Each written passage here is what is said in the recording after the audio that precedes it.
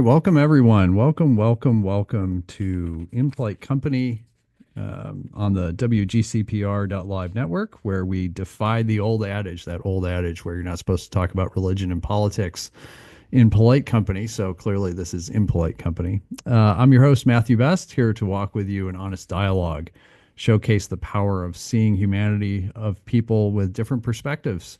You can send me questions, comments to contactimpolitecompany@gmail.com. Love reading the comments, people posing questions. They really are helpful, and I appreciate the dialogue. You can find previous episodes and listen to those on popular podcast channels like iHeartRadio, Spotify, Apple Podcasts. You can find the videos on YouTube. Just search for Impolite Company. You can look for the logo. You can dive further into topics that we talk about on the show by going to my blog, which is pastormatthewbest.com. Write about a whole host of things. And if you enjoy what we're doing, find value, you want to support us, you can go to buymeacoffee.com or /Impolite Company. I just turn it right around and put it back into the show. Before we dive into today's episode, again, I'll take just a brief moment's personal privilege to share a couple of things that I'm passionate about. And so the first, of course, is if you want to show a little love to Christ Lutheran Church here in Harrisburg, Pennsylvania. It's in the heart of Allison Hill, which is one of the most economically challenged sections of Harrisburg and the eastern half of Pennsylvania. It's the church that I'm called to serve as pastor, and it's a special place and community of healing. And what makes this church so special is that we host 3 free health clinics where we've had over 100,000 visits since 2018. It's a lot of healing. You can go to christharrisburg.org. And if you care about homelessness, you can check out the Memorial Blanket Project. It's something else that I'm engaged in. Each year, people make blankets for strangers. We make an art installation of those blankets to highlight homelessness. We talk with folks. We raise awareness around it. And at the end of the night, we hand those blankets out, all of them. We've done that in Carlisle, Pennsylvania, on the front lawn of the U.S. Capitol, steps of the PA Capitol. This past year, we were at the Liberty Bell in Pennsylvania. This coming year, we're going to be out in Denver, Colorado. You can go to memorialblanket.org. This past year, I think we had 1,000 blankets or so that we handed out. So it was really great. And lastly, if you're looking for a tool to help you with conversations on the difficult topic of gun violence, and while seeing the humanity of others, I would ask you to check out American Roulette. It's a fiction book. It's a unique novel written by, there's 10 of us who wrote it, following the course of the lives of 8 characters over a day, ending in a mass shooting. We don't offer the solutions. We don't have them, but the idea is to focus on the humanity in the midst of it. All proceeds of the book goes to organizations that address gun violence. So today I am pleased to welcome Ben Dueholm. Benjamin J. Dueholm is served as the pastor of Christ Lutheran Church, great name, by the way, in Dallas, Texas since 2019, after serving churches in the Chicago area. He has written on religion, culture, and public life for publications, including the Christian Century, the Washington Post, New York Times, Eon, the Jewish Daily Forward, the American Conservative, and his own Substack newsletter, the Parish Bulletin. You can find that at benjamindueholm.substack.com. He has delivered lectures to Cambridge University Workshop on Religious Pluralism and the Modern University, the Institute of Liturgical Studies, and the Lutheran Ethicists Gathering. He lives in Richardson, Texas with his wife, Carrie, and their 3 children. Well, Ben, welcome. Thanks so much for taking some time to be here. Thank you so much for having me. And I will also mention that you have a publication in the Journal of Lutheran Ethics as well, and it's going to be the topic that we're going to spend some time on today. This may be a little bit of church nerd for some folks, and that's okay. We've got a bunch of folks who are church nerds, but we're going to try and talk about this in a way that the non-church nerds would also find very relevant as well. So you have this concept, and you've written a piece on it. You've given a talk on it about the idea of liturgy as transcript and liturgy as template. And especially given our polarized culture and society, and then even into the church, can you take just a couple of minutes maybe just like where did this concept come from for you? What made you kind of want to dive into and see through this lens? Yes, I'd be happy to. I started thinking in these terms when I observed people's reactions to preaching in particular, Hmm. but also to liturgical language over the last, I'd say, especially 5 years, where I started noticing more what I started to think of as conditioned responses Hmm. to certain kinds of terms. Usually these terms were shorthand or some kind of insider language that was part of a broader political or cultural set of positions that would be used and that then would garner a certain kind of response from people either identifying with it or not identifying with it. And the content of the words themselves started to kind of slip away. And the conditioned response became the thing that really happened when these terms would be used. And they can run the gamut of topics. Uh, but I started noticing that people were reacting in stereotyped ways to certain Yeah. topics, certain language. And I started thinking, well, why is that? And what does it mean for our work as church ministry professionals or as people who are responsible for leading a community? What is the implication for us of so much public discourse being, for lack of a better word, triggering to people in different ways? Hmm. So that's where I started to, as I started to try to delve into that, I started thinking about the public worship of the church, or liturgy as we, talk about it in church nerd circles, the public ministry of worship as falling into these two different tendencies when we are dealing with public issues or political issues. The first that I called transcript is basically when the language of politics or the language of political or public dispute gets carried over phrase for phrase or word for word into the worship of the church. So that whatever is happening out there in the world, we bring it in for the sake of relevance, for the sake of communicating to people who probably we assume or we would want to share the perspective that we have on that, or for the sake of simply not avoiding a difficult topic, gun violence being, a good example. Hmm. We just bring that language in wholesale, and the worship of the church, whether it's in a call to worship, a kind of a litany type thing, or confession, a prayer of confession, will just end up reflecting these stereotyped phrases or words from wider public discourse. And and so I kind of isolated that tendency. And then I started looking at the other side of the spectrum, which is when the language of worship is used almost in the opposite way, where the traditional or historical or deeply rooted language of worship is used as a way to interpret the events around us. That's what I call a template, where worship becomes a template for understanding things that are going on in the world, for forming our own reactions to public events, whether it's mass shootings, elections, Yeah. climate change, things of that nature. So that is where that started. And it started honestly with a need that I had as a preacher, as a practitioner, to try to speak to people without triggering those stereotyped responses. Because once people hear something that they perceive themselves as disagreeing with, it can be very hard to get them to hear the point that you're trying to make. Even Yeah.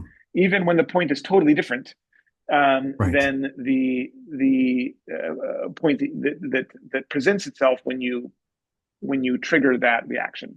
Yeah. Yeah, and that makes a lot of sense, and I really appreciate one of the things that you had in your article was, um, uh, like this is dealing with this whole like if you don't hear your pastor preaching on whatever the topic is this week, you should Mm-hmm. stand up and leave. And then I think you had like the other one was for like pastors, if kind of the same type of idea that, oh my gosh, if I'm not speaking on this topic that I forget what the terminology was, but this kind of urgency to this pressure to speak on whatever topic it is Yes. that's happening right now. then oh my gosh, like people are going to get, you're going to get upset or whatever the case may be. And then even along with that is, you mentioned, in, kind of the positives and negatives of each of this. And I really kind of appreciated there's strengths and there's negatives to both of these type of things. And I'm just wondering, maybe you can share a little bit about those, with folks. Yeah. So the value to making worship a transcript, which is just to say accepting, I can put it this way, it's accepting the logic and the language of a polarized world. It's just, in a way, it's just acknowledging something that's already there, right? Yeah. These are Yeah. things that people think about. These are things that are part of our world. And when you reject the language that we use, whether that language is about gun violence, whether it's a phrase like um, systemic racism or um, diversity, equity, inclusion, or on the other side, wokeness, um, cultural Marxism, or whatever, whatever shorthand phrases we use to indicate what we think the problems are in the world and where we stand with respect to Yeah. those problems. That simply avoiding that doesn't mean that people aren't thinking about it. It doesn't Right. mean that people aren't interpreting their world that way. So from one point of view, there's a value to accepting polarization, even at the heart of worship, because that's the language we use to talk about public things. And Christianity is a public religion. It's not a private, not Yeah. a private truth that we hide away. So there is a strength, and it clarifies the positions of a community, whether they are politically toward the right or toward the left or something else. It clarifies who does and doesn't belong, which you know is a reality, and it helps motivate and activate people toward what you think the important things are. The downside is that it tends to alienate people who aren't, pardon me, who aren't already inside Right. that ideological or political identity, and and um, it can kind of narrow the vision. It can narrow the perspective of the community by doing that. And then on the other hand, if you want to follow what I've called the template, the approach of liturgy or worship as a template for polarization, the value is that it isn't as polarizing. It doesn't use the language of contemporary debates. It allows people to situate themselves relative to the church without having to always ask themselves, do I agree? Do I disagree? Am I on the right? Am I on the left? But the downside is that you lose relevance, you lose that clarity, you lose the urgency that the church has to speak to whatever some issue of the day is. It's harder to do that if you're using traditional liturgical language, if you're using rituals of the church that were developed in other times and places, rather than the language of contemporary political debate. Yeah. Yeah. I mean, right now I'm seeing a lot of this kind of struggle back and forth, with all the things that are going on, in the country. And like, there may be, I think there was what was it? It was like, I think a statement from the bishops up in Minnesota or Wisconsin, I don't remember, on some executive order, something. I don't remember exactly what it was. And then people were reading this and they were commenting like, well, why is it only them? And this, like all there was like, whoosh, and it's like, well, probably because like those folks got together and that was Mm-hmm. right. It Mm-hmm. was like, don't make it complex.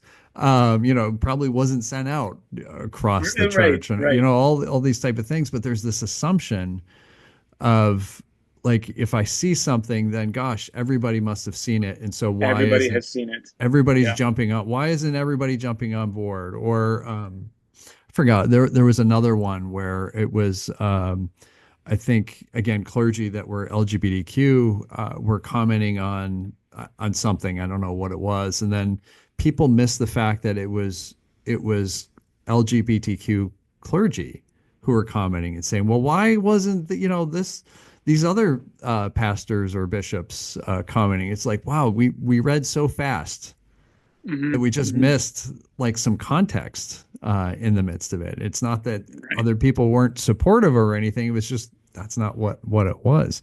So I'm wondering, because I was thinking about this in terms of like the template, right? Sees kind of more longer term perspective Hmm. versus transcript, which kind of seems a little more uh, shorter term, kind of more immediate, which also kind of fits the culture in that way. Hmm. Is there a danger of liturgy as template being a bit escapist? Oh yeah. Um, kind of this retreat from the world's problems, and how can we kind of, like one of the things I appreciate about what you're writing is you're not saying here's the answer, Hmm. right? You're acknowledging, hey, there's positives and there's negatives, and you got to weigh this. Hmm. So how do we weigh? What are some guidelines? And maybe your answer is I don't know. It's your context. Well, I will tell you, and as a Lutheran pastor, something I appreciate about our tradition is that we have a, and this is not just true of us, by the way. Obviously, this is true of other kinds of Christians as well. But we have a liturgical model. We have a liturgical form that we can use, and it's very frayed at the edges now. It's there's all kinds of ways that it gets modified. There's the texts and songs we can pull from are basically endless at this point. But we have a liturgical form. And what I appreciate is that the way I've dealt with this is that I've tried to make the form of worship consistent. It's not the same music, it's not the same words every week, Sure, every season, sure. but I like to think that if people show up to worship, they will have an experience of worship that is stable and consistent over time. And my hope is, whether this is right or wrong, my hope is that that opens up some freedom in the space of preaching, in the space of teaching, in the space of pastoral care, to be able to talk about difficult things Hmm. without people feeling fully disoriented. Hmm. And my theory is that most of us have a certain window of tolerance for change or stress on our expectations. Um, if worship is different every single week, if it's totally improvised, if it's essentially chaotic, Yeah. from one week to the next, Yeah.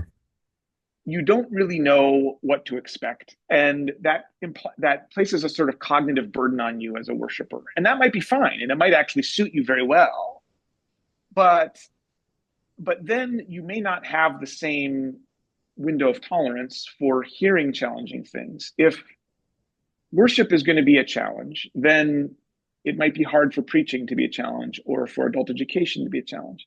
On the other hand, if worship is not identical, not boring, not routine, but consistent in such a way that it's stable and it feels secure, then you may be able to push a little harder in other areas and get people to entertain ideas that might be challenging to them.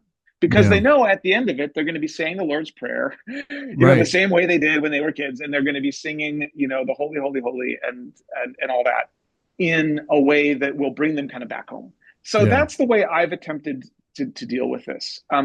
I don't I'm a very liturgically oriented pastor, but I don't have the belief that liturgy can solve everything. Yeah. It can't fix all our opinions. It can't make our Right. morality better.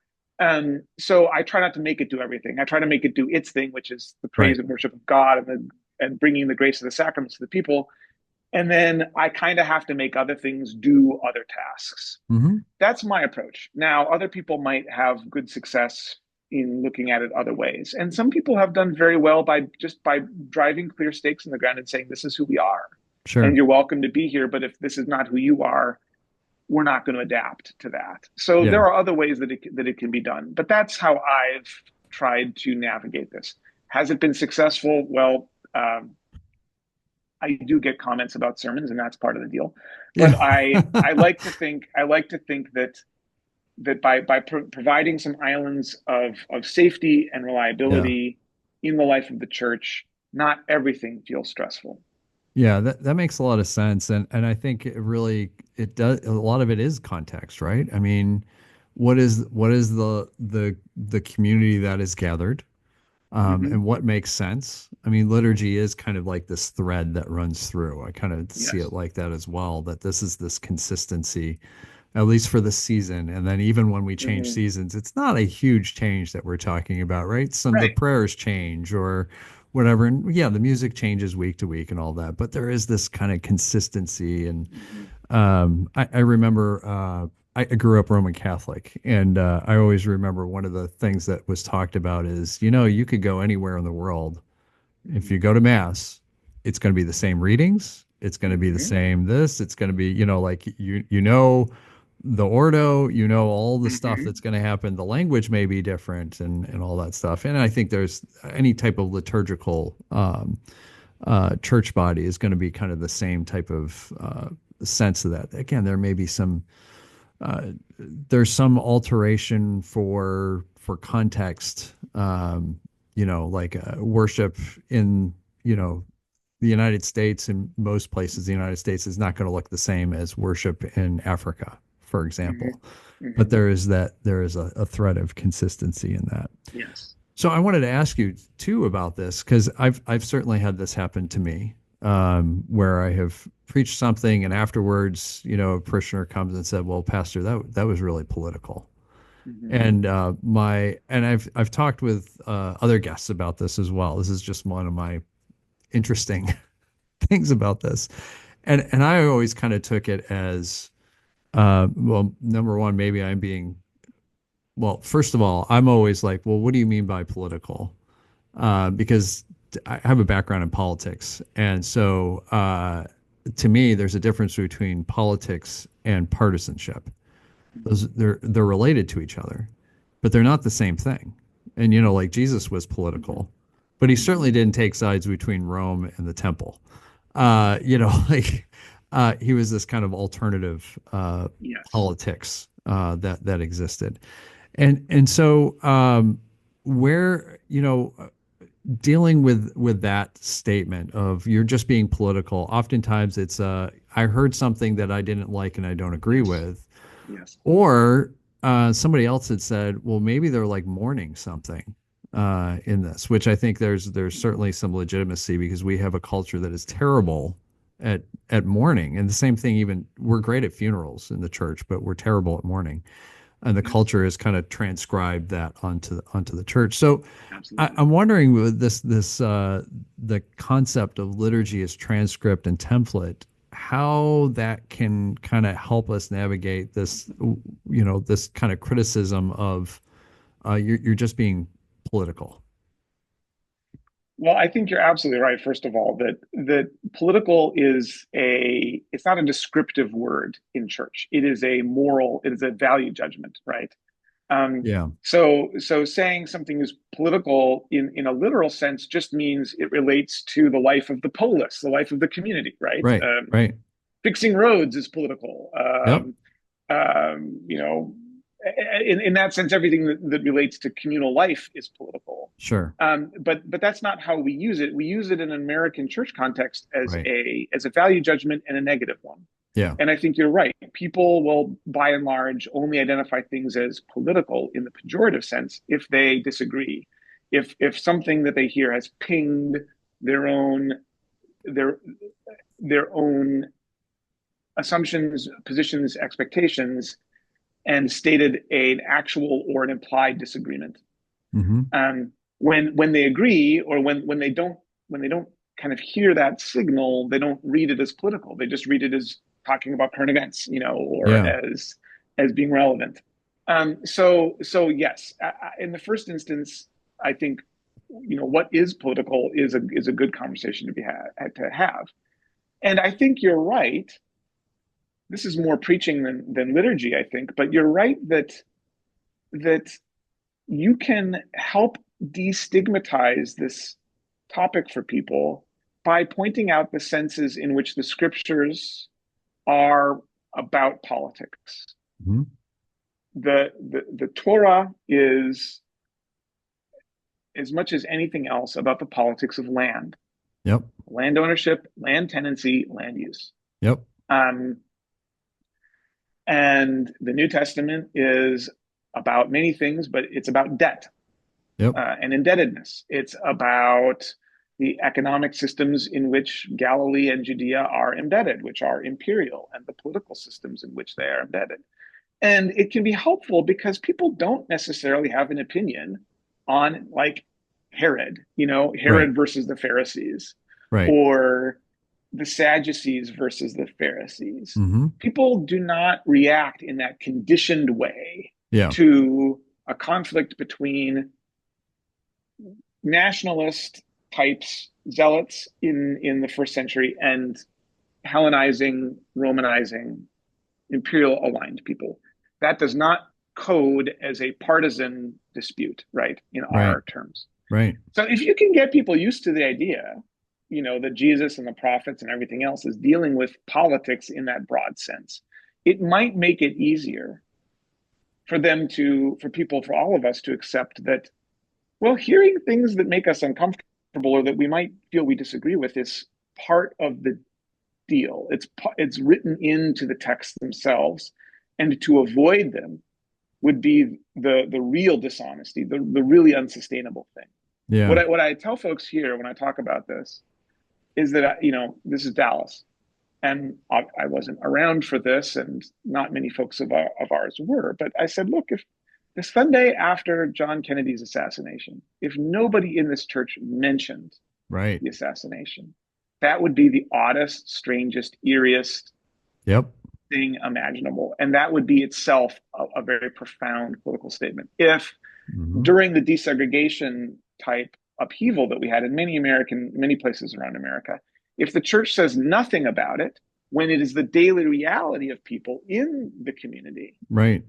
that is a political choice as well. Yep. So you try to normalize it for people. You try to get people accustomed to the idea that all of this is relating to that shared life, the space that we share, which is politics. Yeah. But the only thing I would add as a caution is that you, and I think this relates to what you were saying, you do have to handle that with care, because it is grief.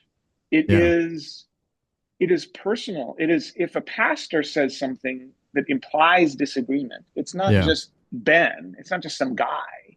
It's Right. like dad or Right. mom or Yeah. or my son We're who's wearing angry at me. right. We're wearing these collars and they represent something. They represent something, and they represent some relationships for Right. people that they won't even necessarily be able to articulate themselves until it Yeah. comes out in a different setting. Yeah. And you realize it's not my voice they were hearing, it's someone else's voice. And I think that's why we have to be careful, and that's why I do think there's a place for discretion and for trying to be thoughtful, because it's one thing for Ben to just shoot his mouth off, and it's another thing for the person who represents all of that stuff, God, Right. family, Right. history, their own grief, drawing a line in the sand and then making them feel like they have to jump over it or they have to walk away. And Yeah. and that's something that I've tried to become more sensitive about over time. Yeah. I appreciate that a lot. A couple of things came to mind. One was with really difficult topics of really kind of going and saying, starting off with, I don't know the answer and I'm struggling with this. And that Mm-hmm. just kind of like lowers the temperature to, oh, yeah, okay, and then let's see what God has to say. Uh, and it Mm-hmm. may not be pretty, it may be messy, and it may be unclear, and there aren't usually nice, easy answers for anything.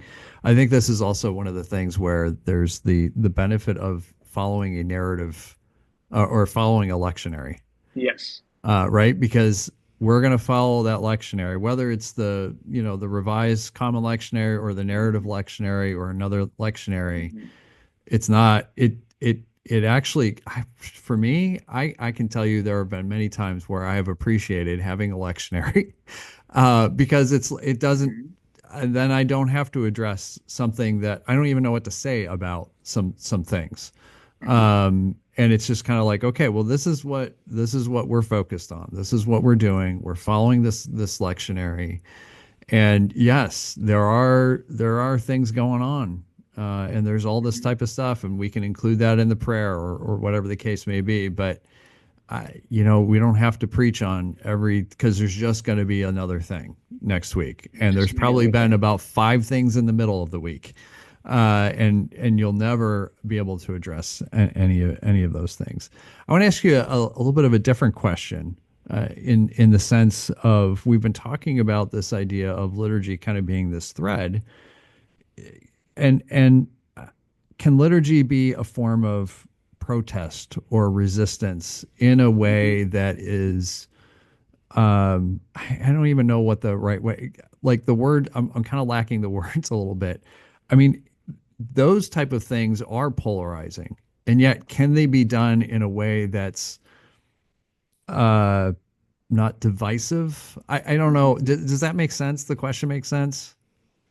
Yes, well, and you're touching on it here. In 2018, I published a book called Sacred Signposts: Words, Water, and Other Acts of Resistance. And so Oh, I there we was go. using that exact framing, but it's a good example actually. Uh, what I did with my book and what happened to it is that I wrote it in 2015 and it got published in 2018 because that's how publication Yeah, timelines right, often work. And resistance when I was writing it in 2014, 2015 was about a kind of a culture that was robust um, against the kind of broadly um, the broadly kind of destructive forces of late modernity, hypercapitalism, whatever you want to think of it. And between the time I wrote it and the time it got published, resistance ended up taking on a different meaning, which related right. specifically to opposition to the Trump administration, the first Trump administration. Hmm. Um, and that's just an example of how kind of language changes, Right. and you can be stuck with a metaphor that you wouldn't necessarily Sure. use under another circumstance. But I do think, I mean, the history of prayer as a protest is very, very deep. I mean, you could even go to, Paul and Silas in the prison, Right. Right.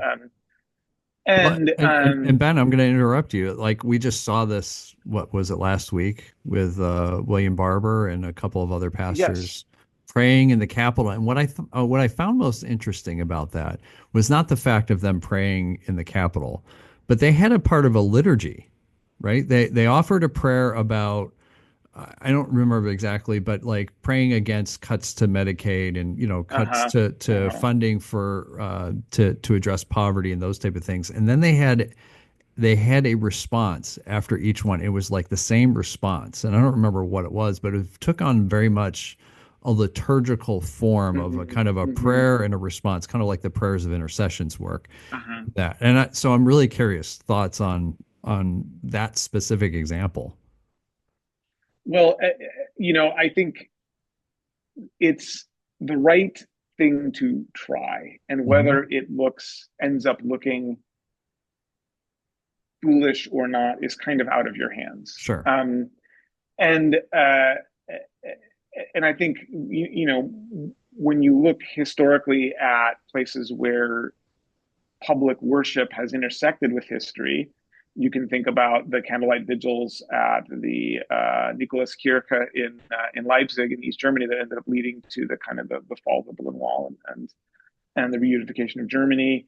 Yeah. Um, um, there are plenty of instances in which the public assembly and the worship of the church has kind of interacted with historical moments in ways that are very powerful and can catalyze things. I think I think it's important for that to have a certain kind of integrity. Hmm. You don't want to be a liturgist in search of a problem to pray at. You Right. don't want to Right. give that impression. And you want it to be a genuinely kind of emergent circumstance. I have tried to set myself free from the need for Christianity to be useful Mm. to everything, or for my ministry to be useful to everything. Yeah.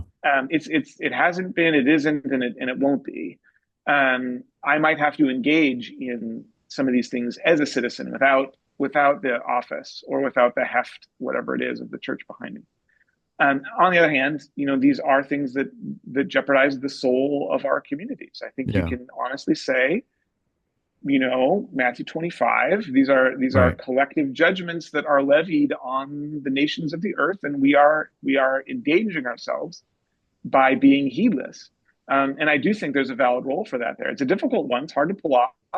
You can Yeah. get arrested, as Right. Dr. Barber was, or you can get pilloried by people who don't think you ought to be doing it.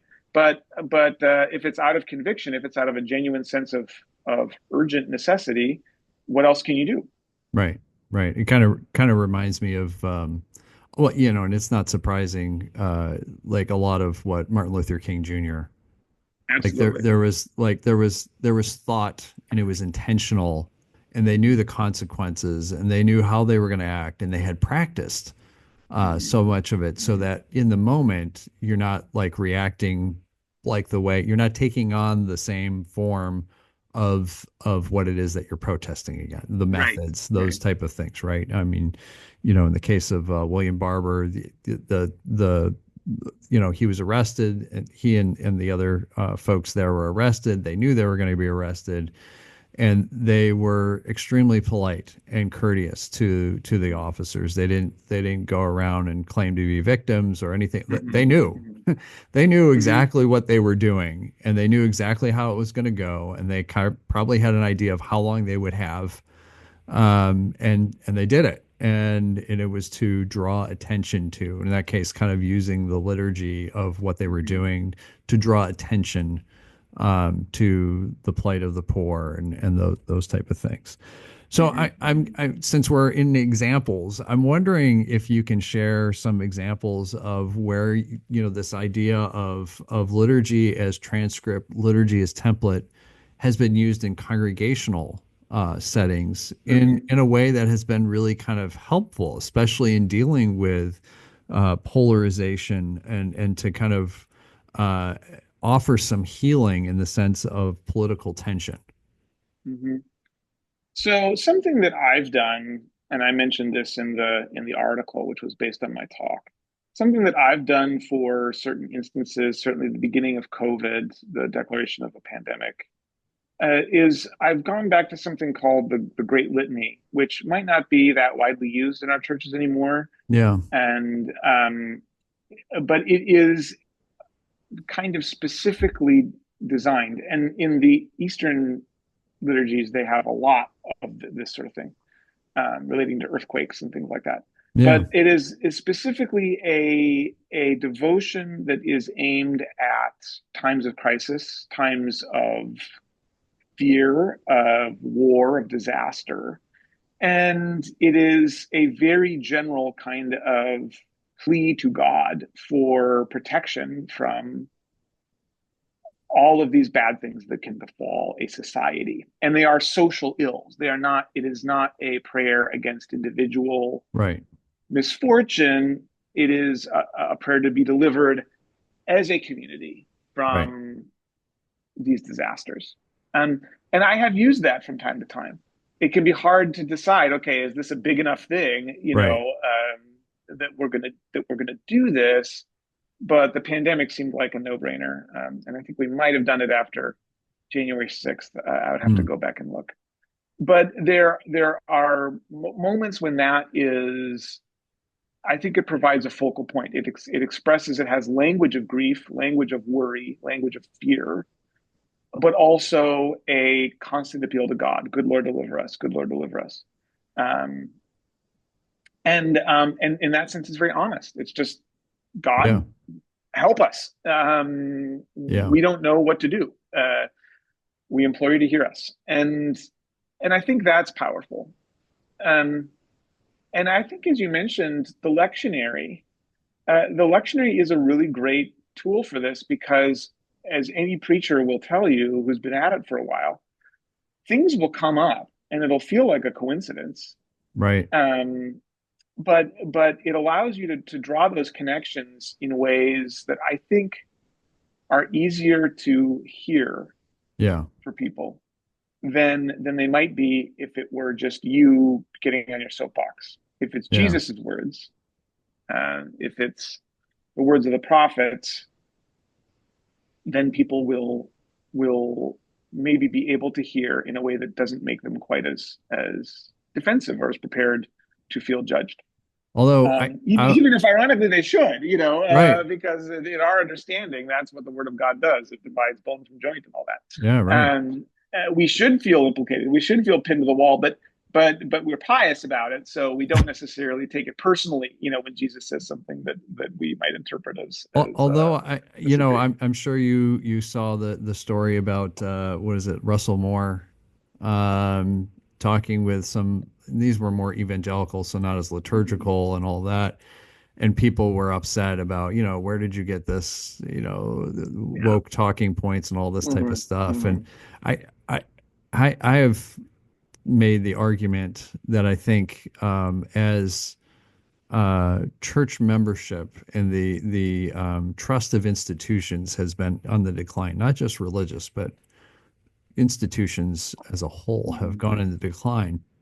People have shifted where they're placing their identity Mm-hmm. Yes, from a religious absolutely. identity primarily to I don't even know if it's an ideological identity, but it's definitely some form of political. And again, we're not using that in the general sense of things, but more in a partisan identity. Mm-hmm. And I've always said, having worked in both religion and politics, that religion and politics are very similar. They both have origin stories, they have Mm-hmm. mythology, they both Mm-hmm. have sacraments in a way. They both deal Mm-hmm. with how you relate to others. There's sacred texts, there's a priesthood, if you want to think about it that Mm-hmm. way. All Mm-hmm. these type of things are there. And as religion has been on the decline, it's almost as if people are like, okay, well, I'm not getting it from here anymore. Now I'm going to shift over to this, and it's Yes. offering Yes. answers. It's offering, Yes. right? This is kind of if you want to talk about this appeal to like the appeal of fundamentalism and fundamentalist ways of thinking is that it offers answers and clarity Yes. and simplicity of either or that type of thing. And that used to be far more in religion, because we had even 2 generations ago, people didn't marry across denominations. My gosh, they thought they were other denominations were going to hell. Mm-hmm. And so that as that has kind of gone down, it's there's still this kind of desire for or addiction for clarity Mm-hmm. and simplicity. And I'm wondering, how does liturgy help us in that regard? And maybe that's too big of a question. I don't know, but does that make I, sense? I I think what liturgy is good for, without maybe meaning to be, is that it's to get us to be certain about other things. Hmm. It's not that I am not, I try not to get too much into the kind of celebration of doubt as such, Yeah. or ambiguity as such. Yes, doubt is a fact. Yes, things are ambiguous. Yes, we Sure. know less than we want to. But when we pray liturgically, when we use the language of liturgy, it isn't, God, if you exist, Right. or whatever. It is. It takes hopes. It takes claims and turns them into statements of fact. And Mm-hmm. that's a good thing. Yeah. I mean, you can stereotype it and say, "Oh, this is just superstition, or this is just pretending to be more certain than you are." Well, yeah, it is pretending to be more certain than you are. I mean, do I stand up and speak with total subjective conviction every single time I'm doing the liturgy? Um, this is the feast of victory for our God. Alleluia, alleluia, alleluia. Does that reflect my inner convictions 100% all the time? No, it doesn't. Mm-hmm. I do it because it's meant to elicit that in me. It's meant to Right. get me to think and act Yeah. as if this is true, as if I believe this with all my heart and soul and strength. And I think that's what liturgy is good for. It's about redirecting us from the issue of the day to who God is for Yeah. us, which will be true or not, irrespective of what happens with the next round of budgeting and the next election. Right. And this is very hard for us because we perceive those things as being existential, and to some degree they are. I mean, it really does. It matters enormously who is in charge of our executive branch and who's in charge of Right. spending money and so forth. Those are very important questions. But they've been very important questions for 2,000 years, and the church Right. has kept worshiping through through terrible, terrible things and through highs and lows. And we have to be able to adopt a different set of priorities, for Yeah. 60 to 90 minutes a week. And Yeah. that's what I think liturgical worship is for. It's Yeah. it's for getting us to think about the same things in a different way, or to think about different things, and to get a bit of a vacation from that certainty and from that black and white thinking that we have about my neighbor, or about who the president is or whatever, and to give us something else to think about. I mean, it's interesting to hear you talk about fundamentalism, kind of a political sense, as this identity. And I think it's not even so much that there's an answer to every question; it's that there's a stable set of Mm. symbols that people can kind of relate to. Yeah. And I think that goes for people all over the spectrum. I mean, I Sure. sometimes, in our kind of mainline context, I get a little bit frustrated at the invocation of John Lewis. Wonderful guy, great Sure. American hero, absolutely. But after the last conference I was at, I said to someone, there ought to be a rule that the next time you invoke John Lewis, you have to mention three things he did as a congressman, three bills he passed. um, Yeah. Sure. and because there's more, than these heroic images. Right. There's a whole world of decisions that have to be made, and we have to find a way to talk about them that honors the complexity rather than just puts up placards of heroes or sacred Right. issues and leaves it at that. Yeah. This is reminding me of a couple of things. One is this is, where does our hope lie?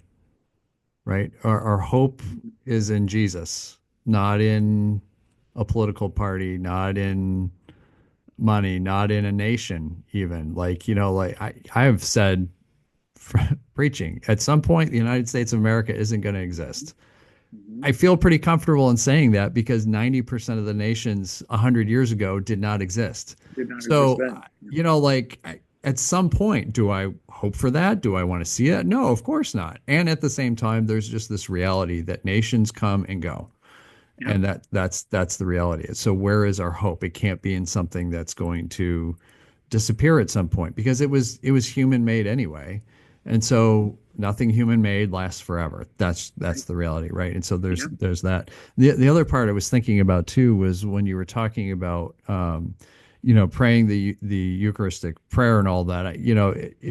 The one of the beauties of the liturgy, someone had described it this way, is that you have your piece and what you believe, and then somebody else has their piece and what they believe, and they're struggling with something just as you're struggling with something. It's kind of like when we say the creed together. The chances are that no one there in the sanctuary believes the entire creed word for word. They're struggling with at least one line of that, if not Mm-hmm. more. But Mm-hmm. as a whole, we become part of something much bigger and greater than ourselves, in the sense that we are Yes. a part of something, and that even though I'm struggling with some aspect of this and you're struggling with another aspect of this, we can walk together in our struggle and say, this is what we believe. We're struggling with it, but this is what we believe as a collective, as a whole, in that. And there is a lot of beauty uh, in that. And I think this is kind of where, that there's that sense of that liturgy as template can be really helpful, because it does take it past us to Yes. something much larger, that again we can put our trust in, that we can, Yes. kind of like, oh, take a breath in that. Yeah. Well, and something that I tell colleagues when I talk about this, and I the advice I give to people when they're talking about how to deal with contemporary issues is I say, at least for me, I try never to never to discuss a failing of American politics or American society in which I do not include myself.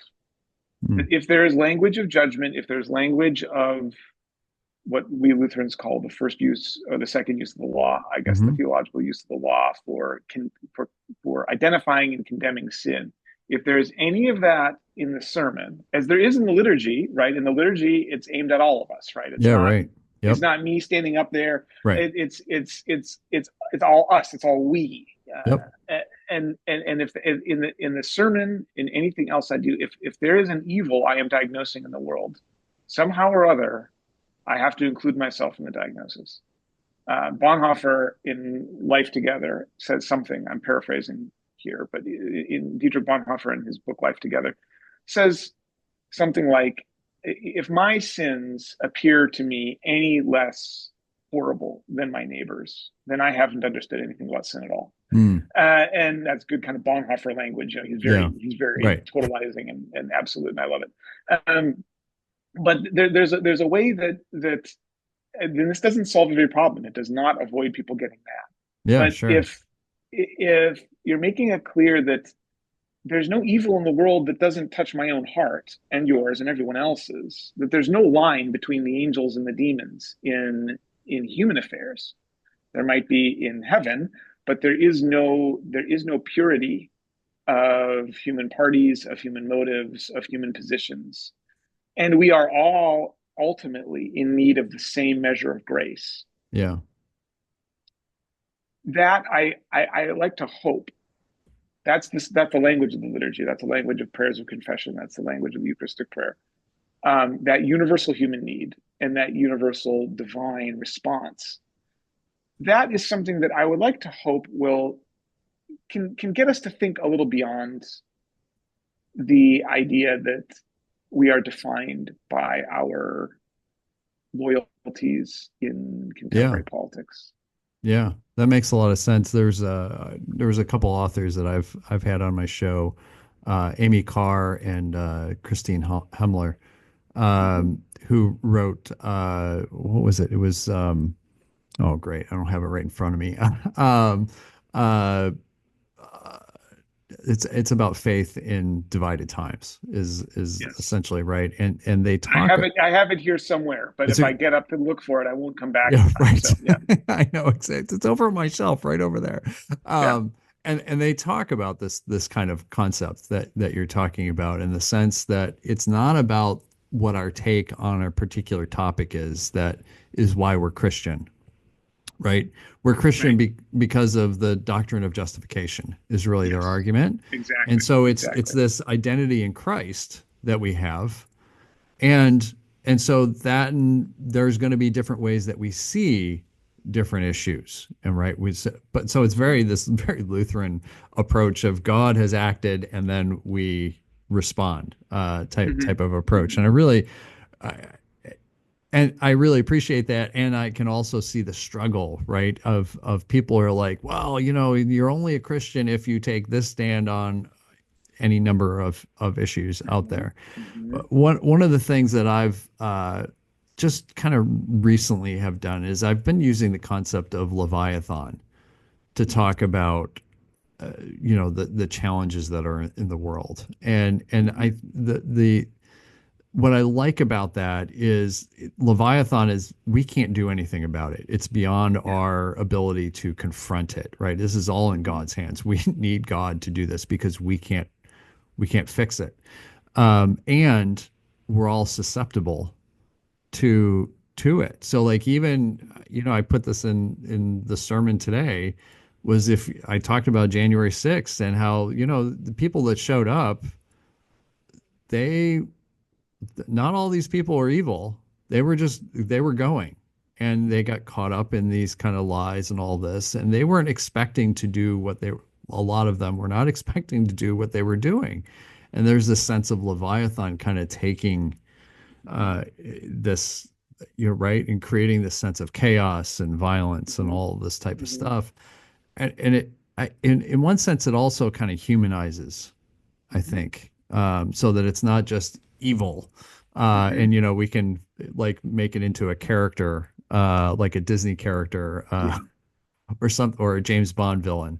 Right. But these are people, and my gosh, we could easily, given maybe the right circumstances, easily get turned into, especially when you're part of a mob and all this type of stuff, and the spirit of it takes over and all that. So, Yeah. well, we got about 5 minutes left, and I'm always amazed at how quick this hour goes. So Ben, are there last thoughts that you want to share about any of the things that we talked about, or something that you were hoping to talk about in just a few minutes?